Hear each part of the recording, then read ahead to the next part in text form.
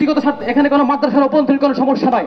আজকে তারা 19 দফা যে দাবি উত্থাপন করেছে তার মধ্যে অবশ্যই কিছু যুক্তিগত দাবি আছে, কিন্তু এই যৌক্তিক দাবিগুলো ছাত্রদের এই যৌক্তিক দাবিগুলোতে তারা পুঁজি করে কিছু ছাত্র স্বার্থান্বেষী মানুষ, দরবারের বহিরাগত কিছু মানুষ দরবারের ভিতরের পরিবেশ নষ্ট করার স্বার্থে দরবারের ভিতর থেকে লুটপাট এবং সকল প্রকার অর্থলোভী সকল প্রকার কর্মকাণ্ড চালানোর জন্য তারা বিভিন্ন সময় থেকে এই বিভিন্নভাবে অপকর্ম চালিয়ে যাচ্ছে।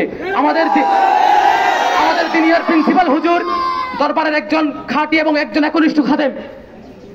দরবারের এই গত 50 বছরের ইতিহাসের মধ্যে যবে থেকে এই প্রতিষ্ঠান শুরু হয়ে আসছে মাওলানা আনোয়ার হোসেনের একক নেতৃত্বে এবং পিসা হুজুর সহ এই ট্রাস্ট কমিটি, মাদ্রাসা কমিটি, মাদ্রাসা পরিচালনা কমিটির সকলের তত্ত্বাবধানে দরবারের প্রত্যেকটা সিদ্ধান্ত গ্রহণ করা হয়। এখানে কোনো ব্যক্তি নির্দিষ্ট সিদ্ধান্ত গ্রহণ করা হয় না।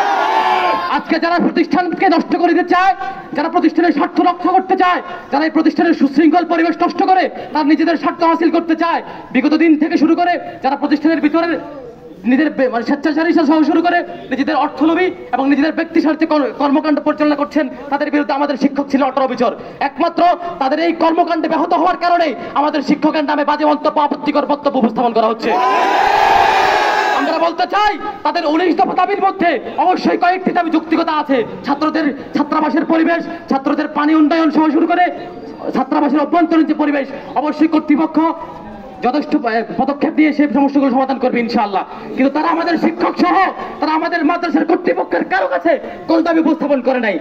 তারা তাদের দাবি উপস্থাপন করে সামাজিক যোগাযোগ মাধ্যমের মধ্যে, সামাজিক যোগাযোগ মাধ্যমের মধ্যে। আমরা উপজেলা নির্বাহী অফিসের সাথে কথা বলেছি, তিনি আমাদেরকে বলেছেন তাদেরকে আহ্বান করতে, বসার জন্য, কথা বলার জন্য। আমরা বিশেষভাবে সামাজিক যোগাযোগ মাধ্যমে ফিজিক্যাল তাদের সাথে দেখা করেছি, তাদেরকে আহ্বান জানিয়েছি আপনারা এসুন, বসুন, আপনাদের দাবিগুলো উপস্থাপন করুন। নির্দিষ্ট কমিটি আছে, নির্দিষ্ট বর্গ ব্যক্তিরা আছেন, তারা পর্যবেক্ষণের মাধ্যমে আপনাদের যুক্তি দাবিগুলো পূরণ করার চেষ্টা করবে। কিন্তু তারা জানে তারা যদি অভ্যন্তরীণ সরাসরি ভিতরে এসে তাদের যৌক্তিক দাবি উত্থাপন করতে চায়, সেখানে অর্ধেকই থাকবে অযৌক্তিক দাবি। এখানে একটা বিষয় স্পষ্ট করে বলতে চাই, সবাই একটু মনোযোগ সহকারে শুনবেন এই পয়েন্টটা। আজকে যেই ইসহাক সহ মালয়েশিয়া থেকে যারা আজকের এই দাবিকে উত্থাপন নষ্ট করছে, মাদ্রাসার ভিতরের পরিবেশ তারা নষ্ট করছে, ফয়সাল সহ এই সমস্ত দুর্নীতিবাজ, এই সমস্ত মানুষদের কালো হাত ভেঙে দেবে ইনশাআল্লাহ। আমাদের প্রিন্সিপালের সাথে ইসহাকের পারিবারিক সম্পর্ক ছিল, যে পারিবারিক সম্পর্ককে কেন্দ্র করে তারা প্রিন্সিপাল হুজুরের সাথে বিভিন্ন সময় বিভিন্ন জায়গায় অপমান করে। সর্বশেষ তারা কোনো প্রকার স্বার্থকে হাসিল করতে না পারে দরবারের সিম্পাথিকে কাজে লাগিয়ে ছাত্রদের ব্যানারে এসে ছাত্রদের এই ব্যানারকে, ছাত্রদের এই দাবিকে কাজে লাগিয়ে তাদের ব্যক্তিগত স্বার্থ হাসিল করার চেষ্টা করছে।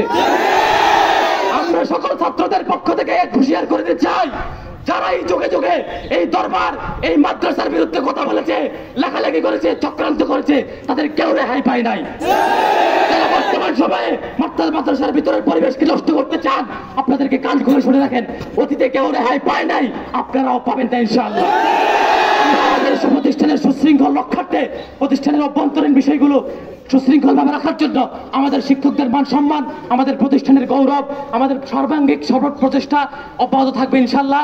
আমরা আগে বলেছি, এখনো বলছি, যাদের যৌক্তিক দাবি থাকে আমরা আমাদের ট্রাস্ট কমিটি, মাদ্রাসা পরিচালনা কমিটি, মাদ্রাসা সভাপতি তারা আছেন, তারা বিবেচনা করবেন। কিন্তু তারা ব্যক্তিগতভাবে ব্যক্তি স্বার্থ অন্বেষণের লক্ষ্যে তারা এই দাবিগুলো করছে। শুধু তাই নয়, আজকে যদি আমি স্পেসিফিকলি বলি, তারা আমাদের দিনিয়া মাদ্রাসার শিক্ষাঙ্গ নিয়ে আঙ্গুল তুলছে। আমি আপনাদেরকে একটা ছোট্ট পরিসর দেখাতে পারি।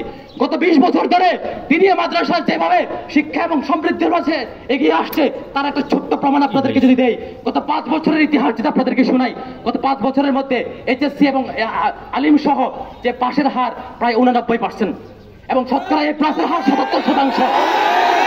আমাদের শিক্ষকদেরকে নিয়ে বাজে মন্তব্য করছে, তারা আমাদের শিক্ষকদের যোগ্যতা নিয়ে বাজে মন্তব্য করছে। আমি বলতে চাই যদি আমাদের শিক্ষকরাই অযোগ্য হয়, যদি আমাদের প্রতিষ্ঠান অযোগ্য হয়, তবে গত 15 বছর, গত 5 বছর, বিশেষ করে স্পেসিফিকলি গত 5 বছরের ইতিহাস আপনারা দেখেন, আপনারা দেখবেন আপনাদের চাইতে আমাদের ফলাফল চূড়ান্ত পর্যায়ে এসেছে ইনশাআল্লাহ।